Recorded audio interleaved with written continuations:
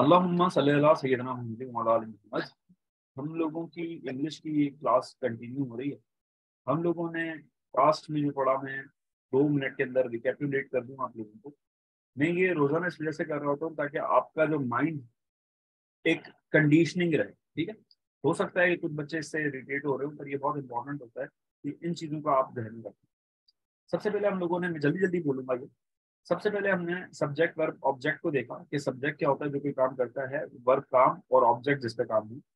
उसके बाद हमने पर्सन देखे, फर्स्ट पर्सन, सेकंड पर्सन और थर्ड पर्सन। फर्स्ट पर्सन वो होता है जो कोई काम करता है, सेकंड पर्सन जिससे जिससे बात की जाती है, और थर्ड पर्सन जिसके बारे में बात की जाती है। एग्जामिनर जो ज्यादातर आपसे सवाल करता है वो पर्सन के अंदर गेम खेल रहा होता है। लगे ऐसा रहा होता है कि ये फर्स्ट पर्सन है या सेकंड पर्सन है या प्लूरल है, होता वो सिंगुलर है। और कभी कभी वाइस वर्सा होता है कि सिंगुलर होता है, लगता प्लूरल।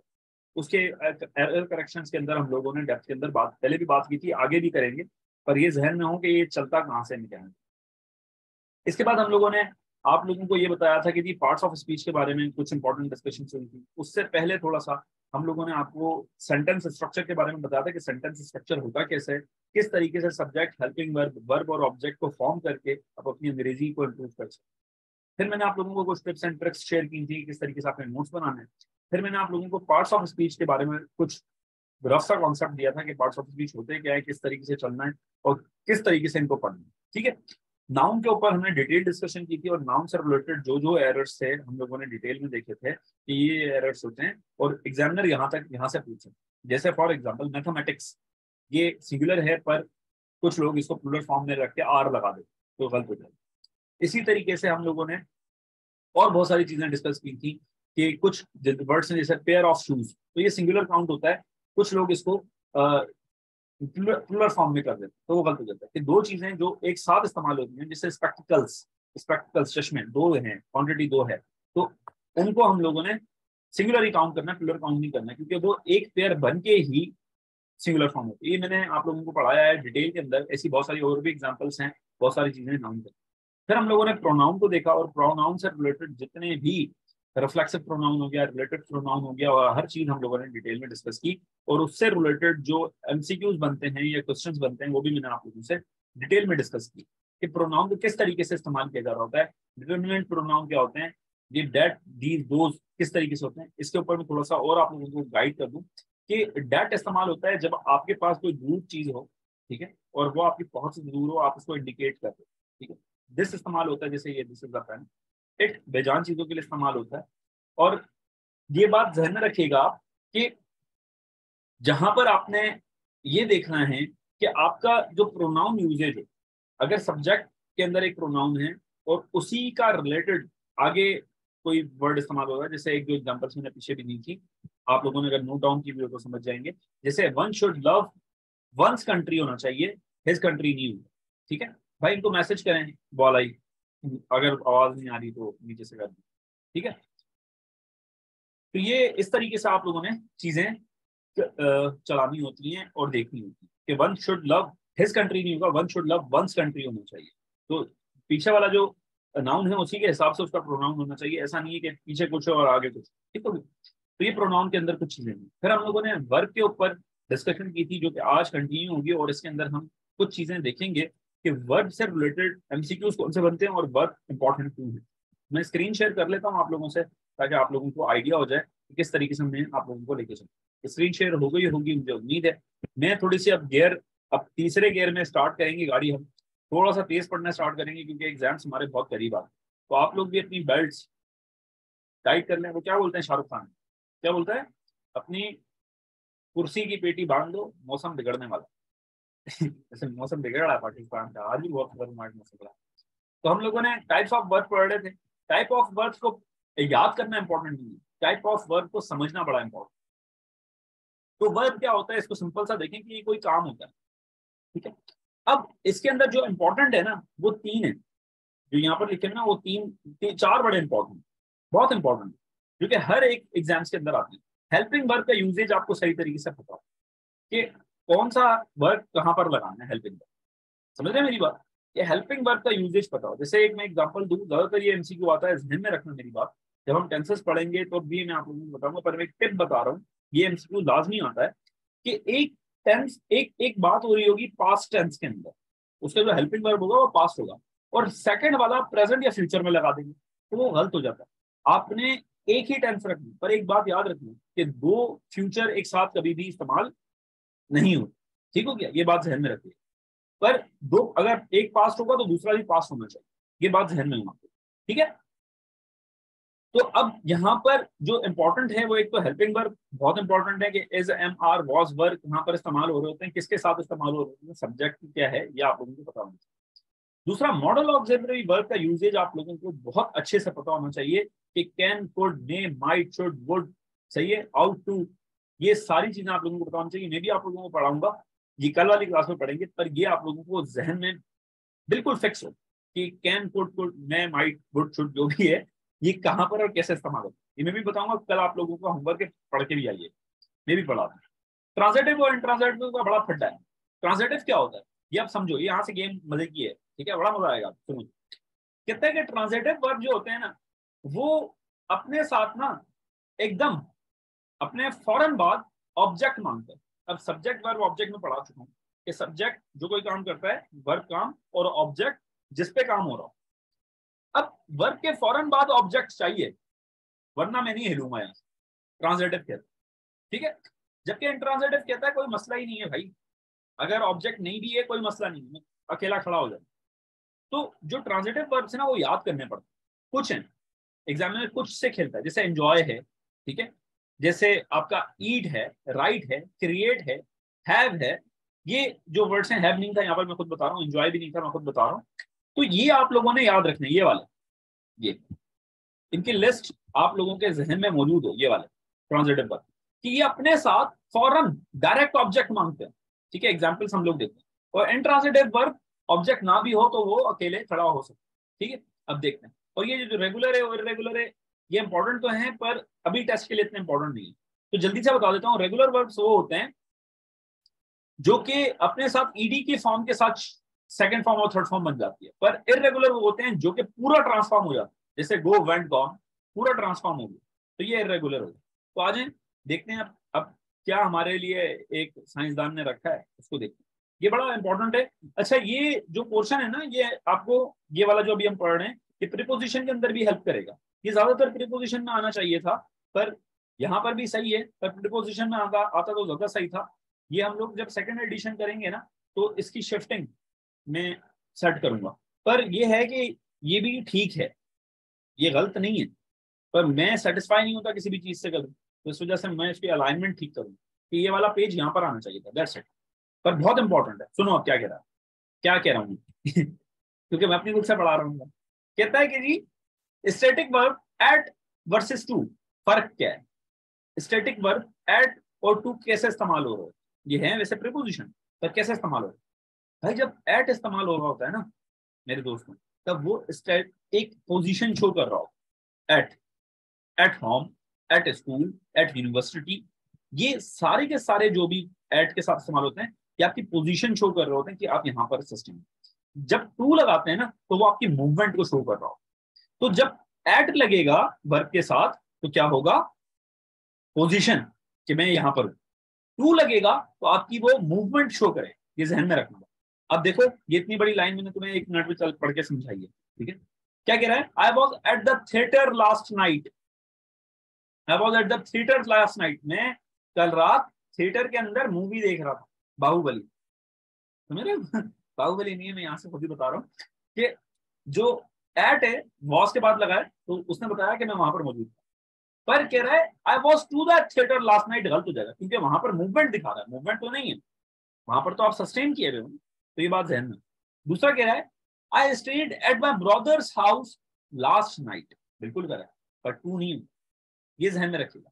अब टू कहां पर होगा वो नीचे आएगा, बताएगा ये, जैसे यहां पर बता रहा है this is the key to my room, movement बता रहा है ये। अब देखें इसके अंदर एक और चीज आप लोगों ने ध्यान में रखनी है, एक और चीज ध्यान में रखनी है। अब जो ऑफ है ना, ऑफ जो है ना वो, और टू, अब ऑफ और टू के बारे में बात हो रही है। ऑफ वहां पर इस्तेमाल होता है और टू वहां पर इस्तेमाल होता है जहां पर आप क्या कर रहे होते हैं, क्या कर रहे होते हैं कि आप ऑनरशिप शो कर रहे होते हैं, जैसे यहाँ पर कह रहा है to and of can both be used to signify that something belongs to or is a property of another thing. पर ऑफ और टू दोनों प्रॉपर्टी को शो कर रहे होते हैं, ठीक है, ऑनरशिप को शो कर रहे होते हैं। पर ये बात ध्यान में रखिएगा, जहां पर टू आएगा ना वहां पर एक्सेस आ जाएगा, वहां पर वो उसका रास्ता दिखाएगा। जैसे this is the key to my room, ये मेरे कमरे की चाबी है, ये अंदर जाने की चाबी है, this is the key to my room. पर देखो दिस इज द, ये सेकंड वाला line, this is the main door of house, meaning क्या दे रहा है, ये मेरे घर का प्राइमरी डोर है। ऑफ और टू का फर्क क्या है, अगर मैं यहाँ पर टू लगाता तो ये बताता इस रास्ते से मेरे घर के अंदर दाखिल हुआ जा सकता, पर अगर मैं जब ऑफ लगा रहा हूं तो ये बता रहा है कि ये जो दरवाजा है ये मेरे घर से बिलोंग करता है। आई होप मेरी बात समझ रहे होंगे। एक मिनट। हेलो जी।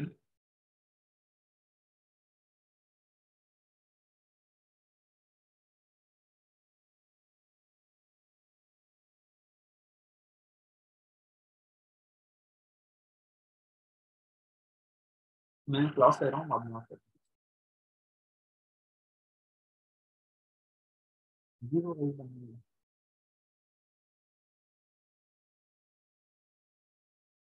देखें टू जो होता है ना और ऑफ, ये एक स्टेटमेंट पढ़ें क्या लिखी हुई है। कह रहा है the preposition to and of can both be used to signify that something belong to or in a property of another thing. कि टू और ऑफ दोनों एक ही तरीके से इस्तेमाल हो सकते हैं कि एक चीज दूसरी चीज से समझने मुंसलिक है, या एक चीज दूसरी चीज तक का रास्ता है, सही है, या एक चीज दूसरी चीज को आइडेंटिफाई करती है या उसकी पोजीशन शो शुरू करती है। पर यह बात ध्यान में रखिएगा कि जब आप टू लगाएंगे तो वो ज्यादातर सेंस इस चीज का देता है कि वो एक एक्सेस, वो एक एक पैसेज प्रोवाइड कर रहा है एक चीज से दूसरी चीज। जैसे this is the key to my room, ये चाबी का और रूम का कनेक्शन, एक्सेस बता रहा है, ठीक है। अगर मैं ये कह रहा हूं this is the main door to my house, ये देखें, ये दोनों आपको यहां पर समझ में आ जाएंगे, दोनों करेक्ट हैं, दोनों करेक्ट हैं, पर मीनिंग चेंज हो जाएगी। कैसे? This is the main door of of the house, meaning the primary door belong to the house. अगर मैं ये बोल रहा हूँ this is the main door of, this is the main door of the house, तो ये बता रहा है कि जी ये जो प्राइमरी डोर है बिलोंग कर रहा है मेरा हाउस। पर अगर मैं टू लगा रहा हूं तो ये बता रहा है ये मेरे घर का प्राइमरी डोर है जिसके थ्रू आप अंदर दाखिल हो सकते। समझ में आई? ऑफ और टू का सिर्फ ये चेंज किया है तो मीनिंग चेंज हो गई अब। तो ये ऑफ और टू का यूजेज आप लोगों के जहन में हो कि ऑफ कहां पर इस्तेमाल होता है और टू कहां पर इस्तेमाल होता है, ठीक है। जैसे इन और ऑन बहुत इंपॉर्टेंट है, समझ लो, आगे भी चलते हैं। ये एक वर्ड में मैं आप लोगों को समझा देता हूँ।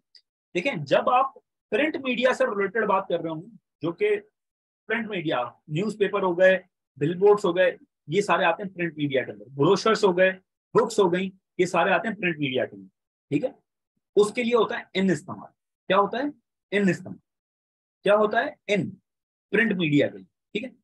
पर अगर आप इलेक्ट्रॉनिक अप्लायंसेस पे जाएंगे, अगर आप जाएंगे क्या नाम है इसका, टेलीविजन पे, सही है, अगर आप जाएंगे इलेक्ट्रॉनिक डिजिटल मीडिया पे तो वहां पर ऑन इस्तेमाल होता है।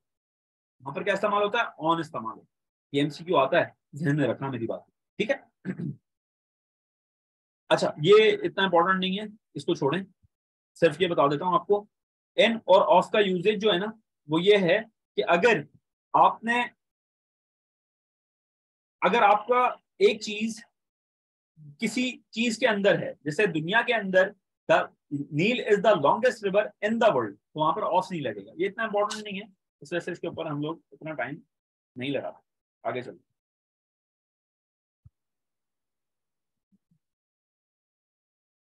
जो इंपॉर्टेंट चीजें वो मैं आप लोगों को पढ़ा देता हूँ। अच्छा ये बहुत इंपॉर्टेंट है, वर्ब से रिलेटेड, क्योंकि प्रीपोजिशन का टॉपिक हम लोगों ने अलग से डिस्कस करना ही है सभी। तो ये कह रहा है, अब ये चीजें जो मैं आप लोगों को बता रहा हूँ ना, ये आप लोगों की बेस बना देंगी टेंसेस को समझने के लिए। अब टेंसेस एक चीज ध्यान में रखें कि यहाँ पर ज्यादातर जो बात हो रही है वो प्रेजेंट परफेक्ट कंटिन्यूअस की बात हो रही है। किसकी बात हो रही है? Present perfect continuous. उसका जो फॉर्मूला है वो लिख लो, मैं बताता जा रहा हूं। सब्जेक्ट प्लस हेल्पिंग वर्ब, और इसका हेल्पिंग वर्ब होता है हैज बीन और हैव बीन। हैज बीन और हैव बीन। हैज बीन इस्तेमाल होता है थर्ड पर्सन सिंगुलर के लिए, और थर्ड पर्सन सिंगुलर कौन से होते हैं? ही, शी, इट, एनीवन। ठीक है। वर्ब की आईएनजी फॉर्म और सिंस और फॉर ज्यादातर इस्तेमाल हो रहा होता है आपका इसके अंदर। जी क्लास में आपको बात करिए। तो ये आप लोगों ने फॉर्मूला ध्यान में रखा। अब यहाँ पर हम लोग ज्यादातर जो बात करेंगे वो वर्ब से रिलेटेड करेंगे, तो ये जरूरी है कि हम इसके अंदर ये डिस्कस कर लें चीज। सिंस और फॉर को हम आगे भी खुद भी डिस्कस करेंगे जब हम टेंसेस का पार्ट पढ़ेंगे। फिलहाल इसको देख लेते हैं क्या करते हैं। He is waiting for you from 10 o'clock। ये मैं पहले भी पिछले पेजेस में जो मेरे स्टूडेंट्स से मैं उनको बता चुका हूँ, 1 मिनट में समझा देता हूँ। ये ज्यादातर एमसीक्यू आता है। सिंस और फॉर का इस्तेमाल कहाँ पर सिंस होता है, फॉर कहाँ पर होता है? तो फॉर अगर आपके पास कोई एक स्पेसिफिक टाइम नहीं है, अगर कोई एक स्पेसिफिक टाइम नहीं है, पता नहीं है कि काम या कोई भी बात जो कि उस टेंस के मुताबिक हो, उस सेंटेंस के मुताबिक हो, किस पॉइंट से स्टार्ट हुई। पॉइंट क्या होता है? Exact point. जैसे ये बता रहा है 10 बजे, एग्जैक्ट पॉइंट बताया इसने 10 बजे। चोरी कब हुई? 10 बजे, एग्जैक्ट पॉइंट बताया। अगर मैं बोलता, वो मुझसे पूछता पुलिस ऑफिसर चोरी कब हुई, मैं बोलता 2 दिन पहले। 2 दिन हुई। अब 2 दिन, कौन से 2 दिन भाई? कौन से 2 दिन? अब मुझे नहीं पता कि वो शायद पिछले हफ्ते के 2 दिन की बात कर रहा है, या वो बोलता 2 वीक्स। अब मुझे स्पेसिफाई नहीं हो रहा, पॉइंट नहीं मिल। अगर वो मुझे बोलता ट्यूसडे, मुझे पॉइंट मिल गया। वो मुझे बोलता 9 बजे, पॉइंट मिल गया। जहां पर पॉइंट मिल जाए ना, जहां पर स्पेसिफिक हो जाए, तो स्पेसिफिक एस से स्टार्ट होता है और सिंस भी एस से स्टार्ट होता है। तो स्पेसिफिक जहां पर पॉइंट मिल जाए वहां पर सिंस लगता है, और जहां पर स्पेसिफिक पॉइंट ना मिले वहां पर फॉर लगता है। समझ रहे हैं? तो यहां पर देखें, he is waiting for you from 10 o'clock। तो 10 o'clock तो एग्जैक्ट पॉइंट है, तो क्या आना चाहिए था? सिंस आना चाहिए था, सिंस लगा। ठीक है। This man is sitting here for 2 hours। अब 2 hours कोई से भी हो सकता है, मुझे नहीं पता कि 2 hours कौन से हैं। जी कौन? भाई क्लास ले रहा हूं। अब पॉइंट ऑफ टाइम कोई भी हो सकता है, तो ये आप लोगों ने जहन में रखना। जी जी बोले।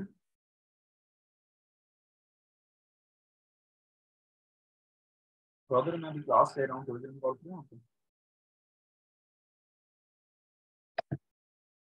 तो this man is sitting here for last 2 hours। अब देखें, जो ये कह रहा है ना, this man has been sitting here for the last 2 hours।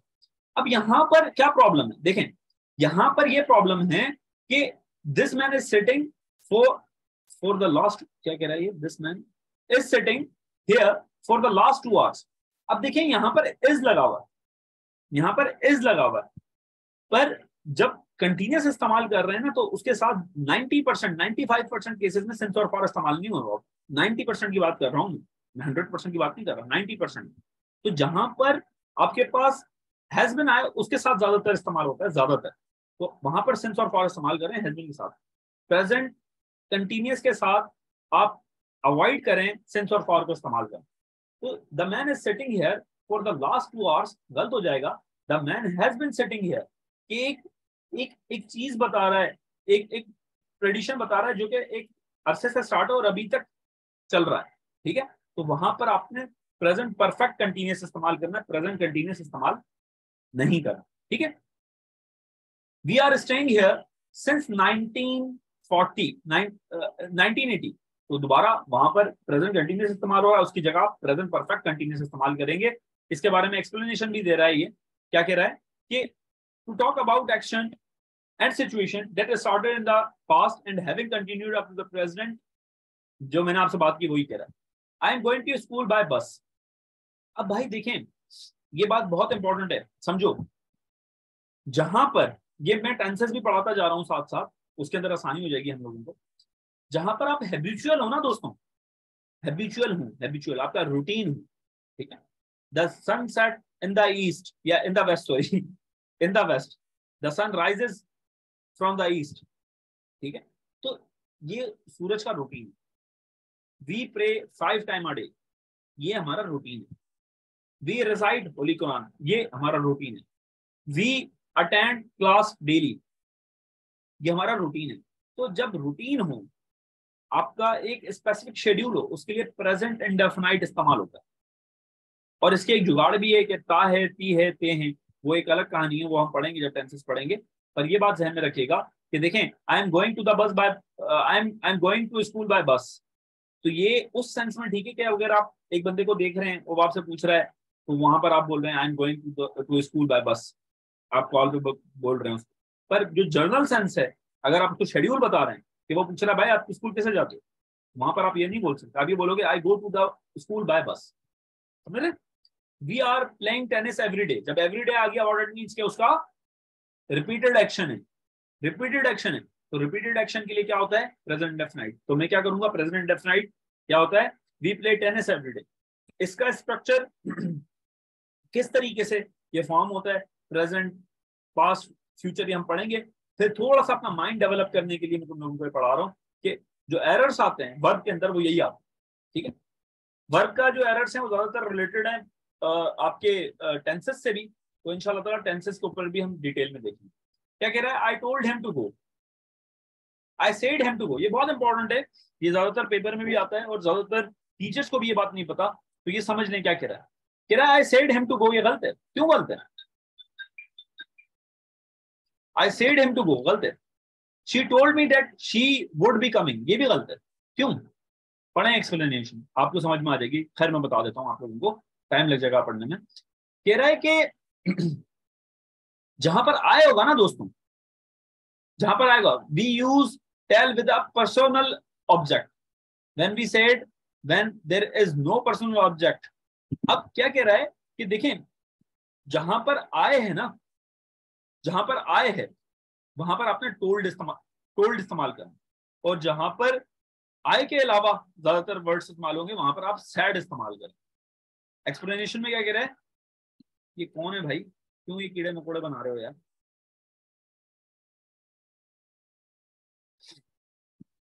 We use tell with a personal object, we use said when there is no personal object. ये भी एक और वजह है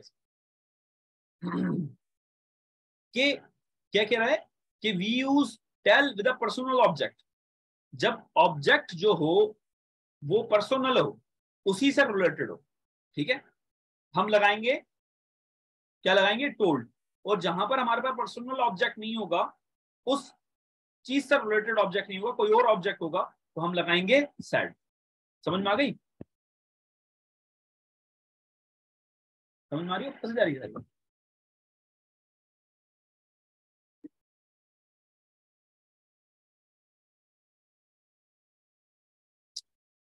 अब कह रहा है they discussed about the whole matter.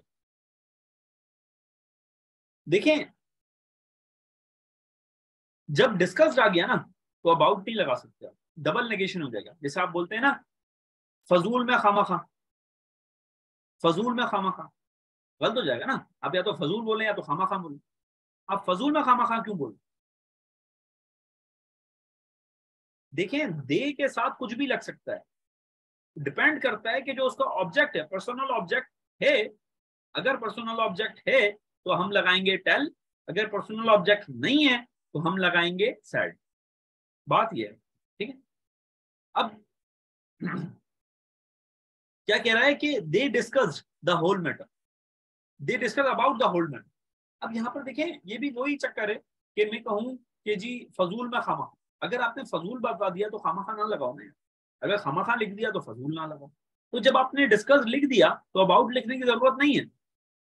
ऐसा ही डबल नेगेशन भी होती है। I can, I will not cancel, या I will not cancel the dinner, I will not cancel the dinner सही सेंटेंस है या गलत? जल्दी बताओ, जल्दी बताओ। I will not cancel the dinner,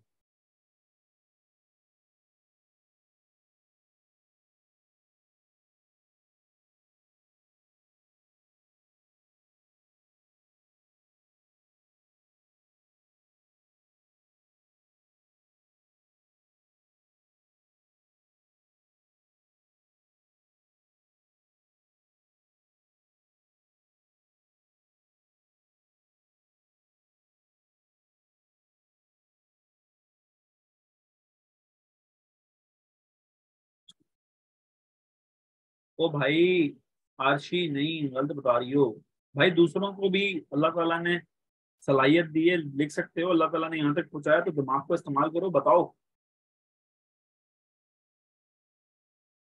गलत बोल दिया था भाई समरीन। स्पेसिफिकली आय का मतलब नहीं होगा वहां पर वो, अगर आपके पास पर्सनल ऑब्जेक्ट होगा तो टेल लगेगा, अगर पर्सनल ऑब्जेक्ट नहीं होगा तो सैड लगेगा। मैं ये कह रहा हूँ कि आई will not cancel the dinner, ये सही है या गलत है? क्यों गलत है? अबे नहीं यार, एम चल नहीं होगा। अब बता देता हूँ मैं, देखें कैंसिल का मतलब क्या होता है।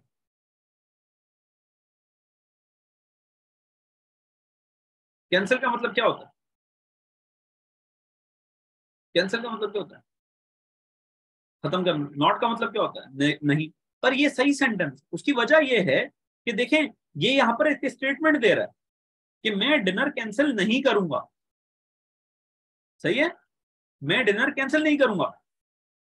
जरूरी नहीं है कि मैं अगर आप लोगों को एक सेंटेंस बताऊं तो वो गलती हो। आई will not cancel the dinner, सही बात है, बिल्कुल सही है, कोई इसमें गलती नहीं। पर यहां पर आप लोगों ने सेंटेंसेस ढूंढने हैं जहां पर, जैसे सही सेंटेंस है ना, आई will not cancel the dinner, I will not cancel the dinner, मैं डिनर जो है वो कैंसिल नहीं करूंगा।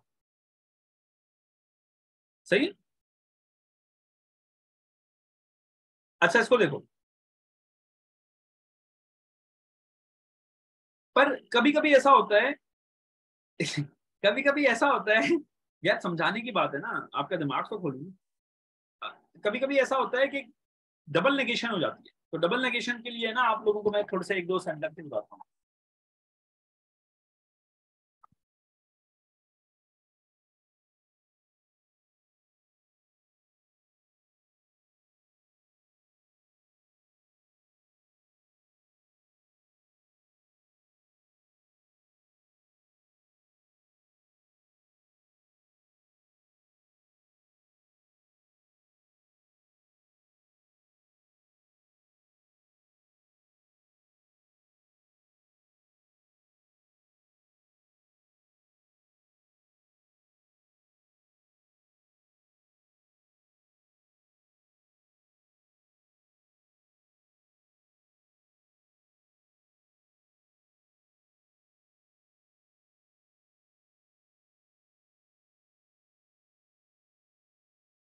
एक मिनट में कुछ एक दो एग्जांपल आप लोगों के लिए निकाल लूं, ताकि आप लोगों को चीजें और क्लियर हो जाएंगे। डबल नेगेशन के ज्यादातर सवाल आते हैं।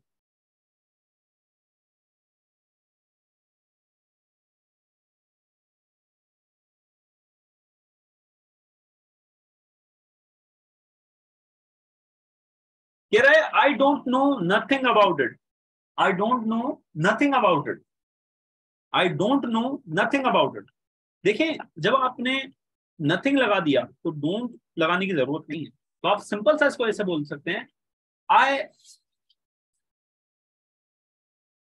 आई डोंट नो, या I don't know anything about it. ठीक है, तो डबल नेगेशन बिल्कुल ऐसा ही है। I don't know about it, ये भी हो सकता है, ये भी हो सकता है।